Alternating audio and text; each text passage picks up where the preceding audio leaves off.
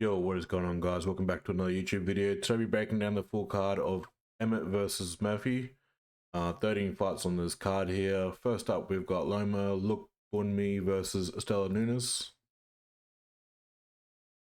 With this matchup here, Lomas hasn't fought for a while, but she's coming off a 3-fight win streak. Last win was Bruno Brazil. That's not too bad of a win. Bruno Brazil's actually stacking up some wins now at the moment in the UFC, so Loma Lookboonmee is more of a striker. She'll stay at range, throwing a lot of leg kicks, using a lot of 1-2s. Also, she is starting to, well, the last fight she's starting to use more grappling, getting takedowns, and also setting up submissions. So, going against someone like Istela Nunes, she was booked against Molly McCann. She was taken out of that fight and replaced.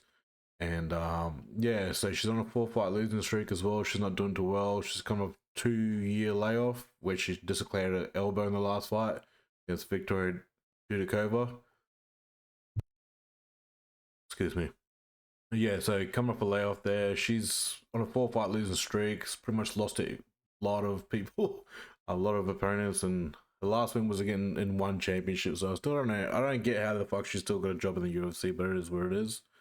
She's more of a striker, throws leg kicks and uses a lot of 1-2s. Defensively, not that great. Gets tagged up a fair bit. She's had a lot of issues getting taken down as well. So I think she's gonna have a lot of issues in this fight too, even though with a 2-year layoff. Loma's had a year layoff too, but she's a lot more well-rounded than Istela Nunes, and I think her defense and striking is going to be a lot better too, so she knows how to control that range, and she'll be looking for the takedowns where Istela Nunes has issues and looking for a submission. So I'm going to go with Loma Lookboonmee. There's no community picks there, but I'm going to go with Loma Lookboonmee in that. Next up, we've got Davey Grant versus Daniel Santos. With this matchup here, Davey Grant, he's coming off a win there 2 months ago against Ramon Tavares. I did pick Davey Grant to actually lose that fight. I had Ramon Tavares to win that. But yeah, Davey Grant showed that his experience paid off. So he did well to stay at range, throw a lot of leg kicks, use that jab well, the straight shots. He also has some decent grappling behind him as well. So he more prefers to strike. Going against someone like Daniel Santos, he's coming off a bit of a layoff too, almost 2 years. He's on a 2-fight win streak. He's more of a guy who will pressure strike, close the distance, and try to look for the takedowns off the cage as well. Coming out shoot the box as well, so they'll be more setting up submissions and whatnot. It's a bit of a tricky one. Daniel Santos is a pretty good damn fighter. It's just a layoff that's kind of getting to me.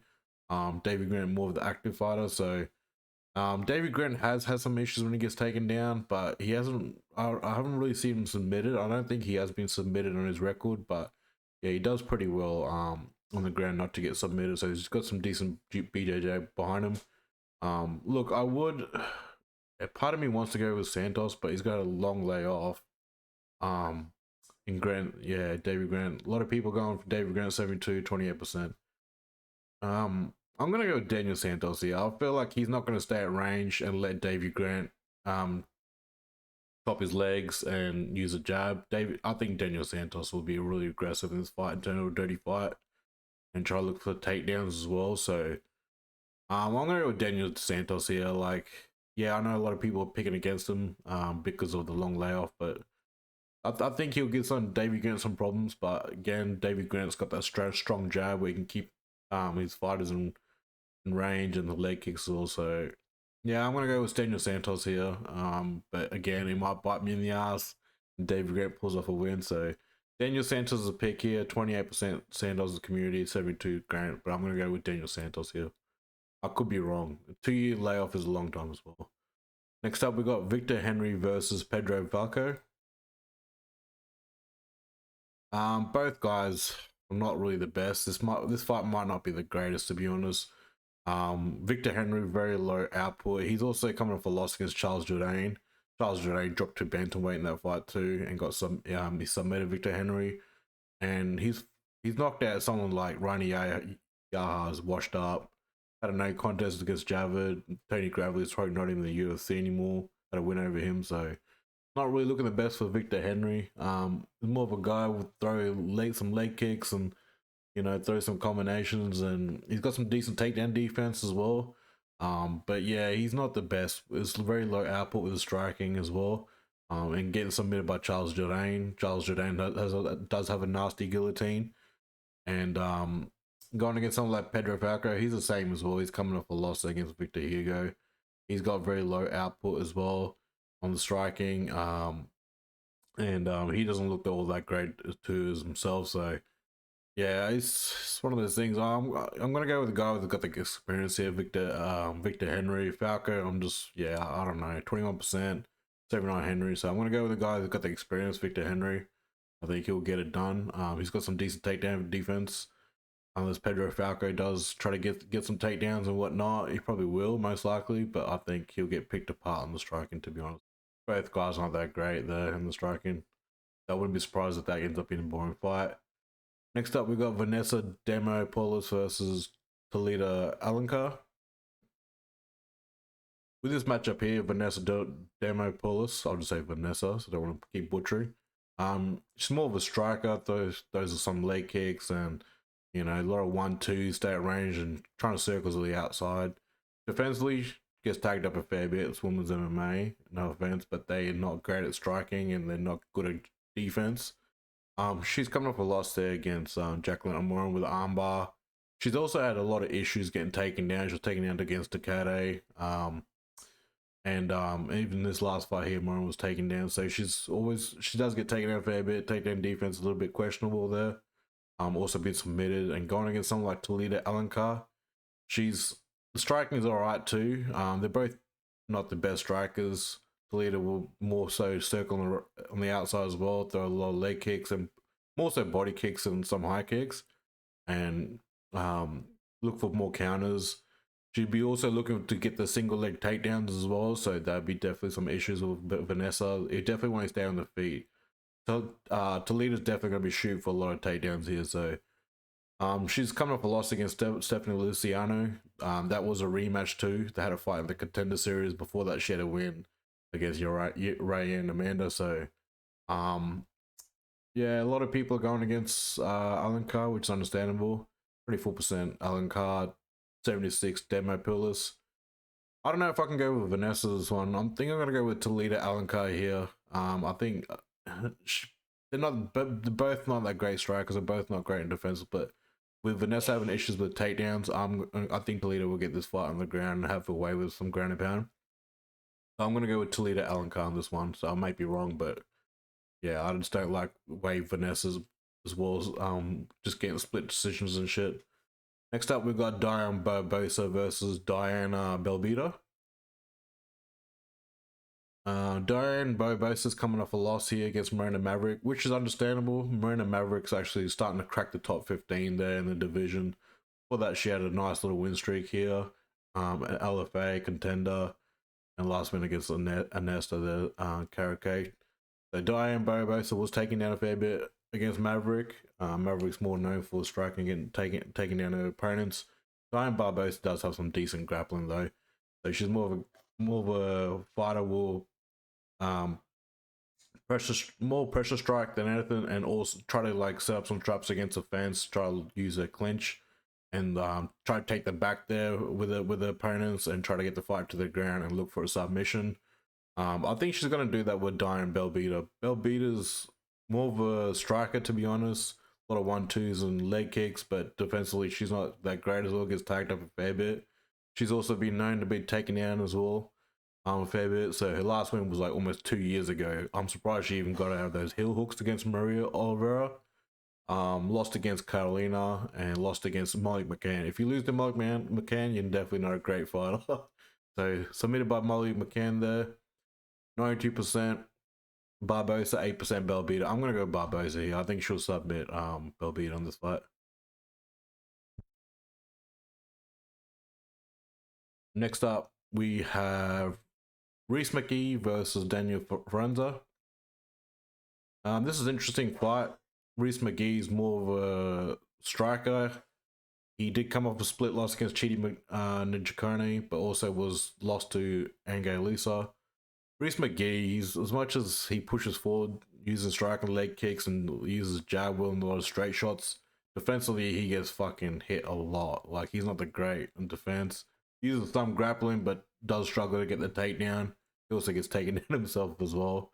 He came on short notice as well against Kamzat back in the day in Fight Island when we were in COVID. Going against someone like Daniel Frunza, he's coming up a win there in the Contender Series, and he's more of a striker than anything, so he'll be more pressure striking.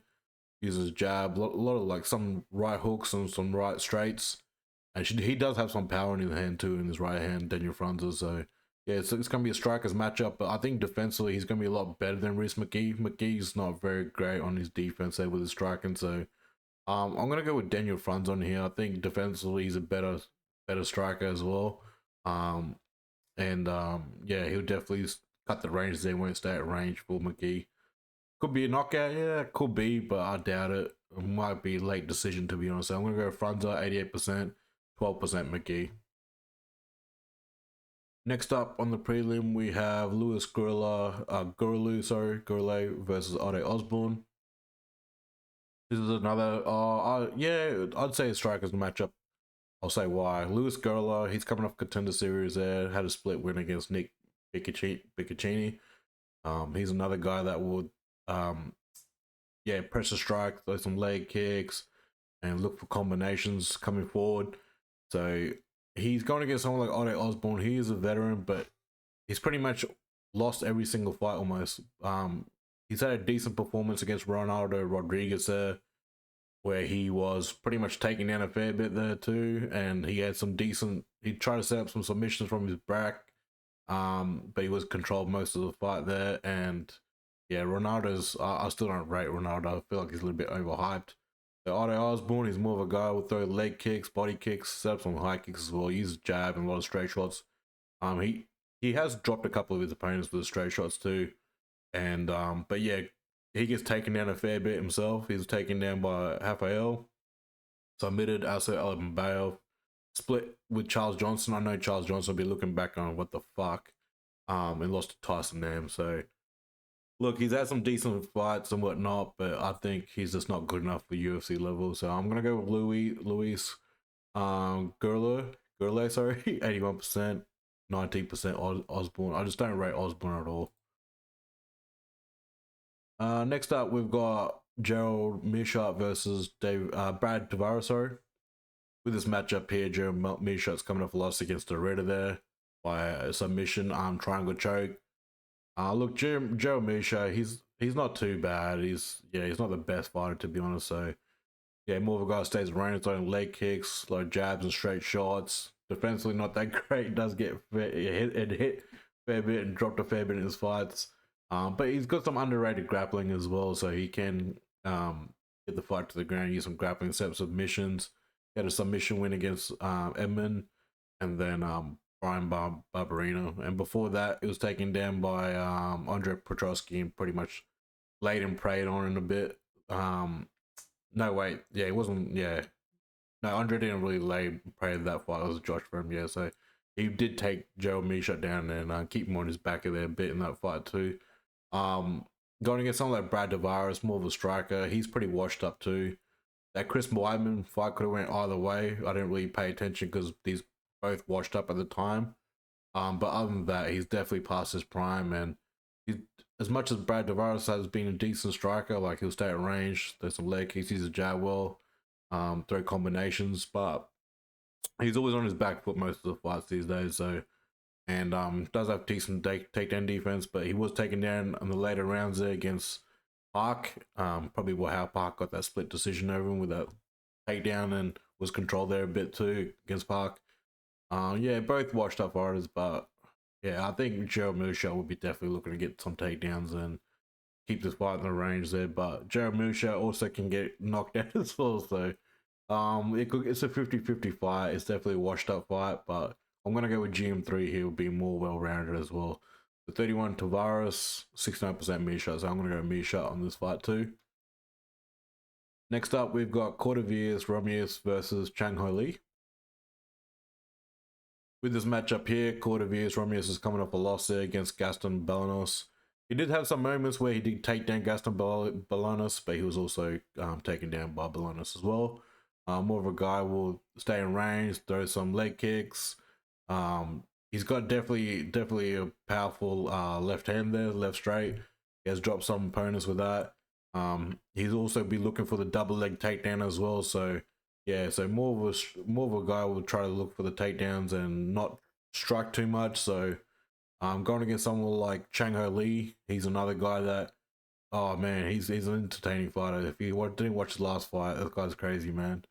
He'll pressure strike, throw a lot of damage out, and also take some damage as well. So yeah, so he's got some good takedown defense. His last fight there, he would push forward, throw a lot of combinations, do a lot of clinch striking as well. So yeah, he'll be mixing up to be trying to make it a dirty fight. So I think he'll do that with Cortavious Romious here. He won't try to stay at range and get picked apart. Hopefully the takedown defense hold up here. So because I'm gonna go with Chang Ho Lee here. I think he's going to do a lot of clean striking against Romious as well. So 13% Romious, 87% Lee. I'm going to go with Lee as well in this one. Sorry about that, I've been bloody coughing a lot. Anyways, Lee was a pick there. Next up, we've got Kennedy Nzechukwu versus Martin Buday. With this matchup here, Kennedy was at light heavyweight, but it was taking a couple of losses there. Did drop down to heavyweight and finished off Chris Barnett, finished off Lucas Brzezinski. So yeah, he's another guy who's very tall, going up to heavyweight, will throw a lot of leg kicks, very good with his range, uses a jab, a lot of straight shots. Also does clinch and wear on his opponents as well. So yeah, he does well with those. And then going against someone like Martin Buday. Buday is not the best striker. It's pretty sloppy.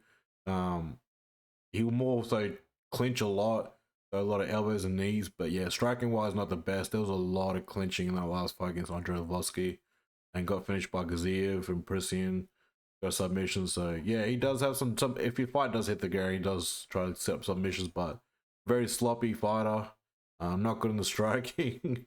And yeah, more so will clinch a lot and try to turn to a boring fight against his opponents. So Nzechukwu, I think he'll get the win. I think he'll get the knockout, to be honest. So 93-7 Buday. I think, and Kennedy will here knock out Martin Buday. So Kennedy's a pick there. Next up, we've got Robert Valentin versus Torrez Finney. It's an interesting matchup, to be honest. So Robert Valentin, he was in the Ultimate Fighter house. Yes, he lost in the finale against Ryan Later. He was taken down, ground and pounded. He did have some moments where he did take the back of Later, but did lose the grappling there on the ground. He does have a decent jab and it's a powerful right hand. Also does chop the leg kicks, so he's more of a guy who stay at range with his striking. And but yeah, did have some issues there with getting taken down and controlled a bit. So Torrez Finney is another guy that he's going to be coming out.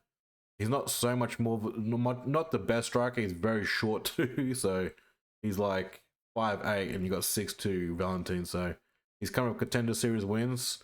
He had a ground and pound win there his last fight there. So he, like I said, not the best striker. He's very short. Doesn't have the reach as well. 7'5", and he's more so going to be looking to get this fight on the ground, get some takedowns and use a lot of ground and pound, and also try to set up some missions as well. So if this fight doesn't hit the ground, Robert Valentin could get the win here. He could get a knockout because he does have the reach and the height, and he does have the range. But yeah, Torrez Finney will try to probably close the distance and get this fight to the ground. I could see an upset here too with Robert knocking him out, but I feel like Torrez is smart enough not to get knocked out, but I could be surprised also. I'm going to get Finney here. I think he'll get Valentin on the ground, get some ground and pound in, and maybe even get a finish too. So, but I wouldn't count Valentin out. So 30% Valentin, 87% Finney. Torrez Finney was a pick there by me. Next up, we've got Joanderson Brito versus Pat Sabatini. This is a great fight, to be honest. I'm actually decent. I'm a bit of a fan of Brito, to be honest. I like his style. He's definitely an entertaining fighter. So he's coming off a loss. It was a close fight, man, but he definitely gave that first round away against Gomes and was taken down and controlled. Joanderson Brito is definitely exciting fighter. He'll be coming forward. He throws a lot of leg kicks. He comes in with the intent of killing his opponents. Guy's very aggressive, throwing a lot of leg kicks and coming forward, throwing a lot of combination. Also using his grappling as well. So, in that last fight, he showed that he got too aggressive and then was taken down and controlled by Gomez, which is interesting because Gomez more of a guy who stays at range and uses his kickboxing. But yeah, he got tagged to in one of those combinations that was thrown at him by Brito. Before that, he had a nice win streak, stopped Jack Shaw, submitted, submitted Jonathan Pierce, and Weston Wilson KO'd him as well. So he's definitely an exciting fighter. I feel like he should have got top 15. He had Dan Ige lined up, but he got injured. And after that, UFC kind of like just downtracked him a little bit. I think he'll get back in that top 50. I think he'll get back in that top 15. He will. He'll definitely get it. I think after this win, he'll get a top 15. He deserves one. But yeah, going against someone like Pat Sabatini. Sabatini is not the best striker. He had a win against Jonathan Pierce. Submission, Diego Lopez got knocked out. And triangle submission, Lucas Almeida and Damon Jackson got ground and pound. So he's not the best striker. He's going to more look for Joanderson Brito to come forward and overextend on his combinations, and he's definitely going to be looking to get that takedown and try to control his opponents and set up submissions there. But again, Brito has showed that he was taken down that first round and he gave it away, so he's going to be quite. It has to be quite what do you call it? He can't be too aggressive there in the first round and try to keep it at range and use his leg kicks and don't push forward much and don't be too aggressive. So he did slow down a bit later in that fight in there against Gomez in the later round. So I'm gonna go with Brito here. I think he will knock him out, to be honest. So Joanderson Brito is a pick here, 94%, 6% Sabatini. We got the main event here: Josh Emmett versus Lerone Murphy. With this one, Josh Emmett's coming off a win, sorry. He knocked out Bryce Mitchell, and Bryce Mitchell now is gone all fucking loopy and weird, as we all know. He did more damage to Bryce Mitchell than we thought. So, yeah, so Josh Emmett's coming off a loss there, completely flatlined him. Topuria fight wasn't even close. He was constantly dropped by Topuria. Yeah, Rodriguez submitted. And his last win, that could have went to Calvin Kattar and Dan Ige, fair enough. So if you really look at his record, it's a little bit skeptical, yeah. But he's more of a guy that he does have some wrestling in his back pocket. He's been around for a while, but he chooses to strike, to be honest. And it's got more of an old school style where he would have that lead leg out and doesn't really check many kicks. So Josh Emmett's more of a guy who will push forward through combinations and uses jab well as well. Yeah, uses a bit of grappling, but not too much. I feel like he could set up some takedowns, but he chooses not to. And going against someone like Lerone Murphy's more of a guy that stays on range and will be definitely looking forward to chopping that lead leg of Emmett because he hangs that out a lot. So he'll be definitely targeting that, using his jab, and he's got a nice straight. He's got some power. He's got some power in that straight punch of his as well, Murphy. And in some of his fights, he has shown that he uses some takedowns and looking to grapple as well. But I don't think he would succeed on grappling and trying to get the takedowns against Josh Emmett. I feel like Lerone Murphy did get dropped. I think he did get dropped in that last fight against Dan Ige. He definitely did get hurt though. So he's gonna have to be careful going against someone like Josh Emmett. With Josh Emmett having power on his right hand, so he can shut the lights off. Josh Emmett, he's proved that. So Lerone Murphy, being a guy staying at range and circling on the outside and looking for counters, he's gonna have to be really careful with Josh Emmett's right hand power. So, look, we could see an upset with a knockout because Murphy has showed that he can get dropped pretty easily and get overpressured by the Ige as well.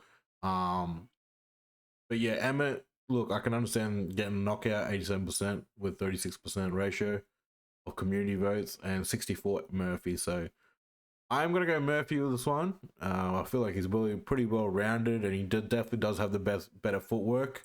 And does have the hand speed.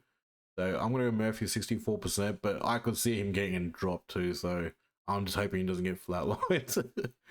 But he's no Bryce Mitchell either. So Lerone Murphy's a pick here, but yeah. Anyways, guys, that was my picks today. There's a lot of fighters coming back on this card. There's a lot of contender series fighters. And there's a lot of fighters coming to the Ultimate Fighter series. So there's a lot of study. If anyone wants to look at this card, there's a lot of studying to do. Like a lot. Anyways, those are my picks, guys. Hope you enjoyed the breakdown of this card. Yeah, we'll be back back the week after with Volkanovski versus Lopez card, and then after that we'll have a week off with WrestleMania going to be on, so there'll be no UFC after that. And but I'll bring out the Hill versus Roundtree card early on. So anyways, guys, hit the like, subscribe, enjoy, take care, stay safe, and we'll be back with UFC 314, I think it was. I don't know, but yeah, anyways, Volkanovski card. Anyways, take care, guys, stay safe.